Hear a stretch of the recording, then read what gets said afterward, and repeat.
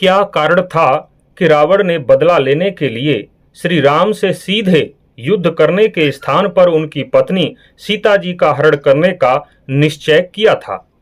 इस बात के मुख्यतः दो कारण थे। पहला कारण तो यही था कि जब रावण को पता चला कि पंचवटी में श्री राम ने खर और दूसर सहित जन स्थान के हजारों शक्तिशाली राक्षसों को अकेले ही यमलोक पहुंचा दिया है, तो वह श्री राम से काफी डर गया था। वह जानता था कि यदि सेना लेकर श्री राम से सीधे युद्ध किया तो उसकी सारी सेना नष्ट हो जाएगी और उसकी भी मृत्यु निश्चित थी। इसी डर से उसने श्री राम से सीधे युद्ध नहीं किया था। दूसरा एक और कारण था। जब रावण ने 10,000 वर्षों तक ब्रह्मा जी को प्रसन्न करने के लिए कठोर तप किया था और अपने सिरों को काट काट कर उनको समर्पित किया था, तब ब्रह्मा जी ने प्रसन्न होकर उसे मनुष्य को छोड़कर अन्य सभी प्राणियों से अबध्य होने का वरदान दिया, अर्थात उसका वध कोई मनुष्य ही कर सकता था, इसके अलावा कोई और प्राणी नहीं।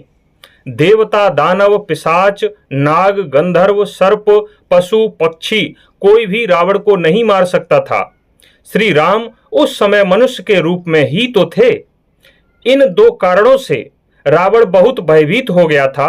एक बार तो उसने श्री राम से बदला लेने का विचार भी त्याग दिया था, लेकिन जब दूसरी बार शूर्पणखा ने रावण को बहुत बुरा भला कहा, उसे खूब भड़काया, बार बार उसके अहम को जगाया, तब जाकर रावण श्री राम से बदला लेने के लिए फिर से तैयार हुआ।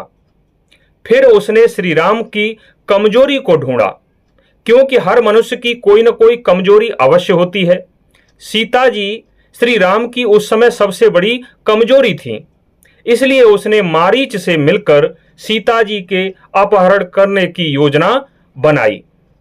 उसे लगा कि यदि वह सीता जी का अपहरण कर लेगा तो स्वयं श्री राम रावण के सामने आत्मसमर्पण कर देंगे।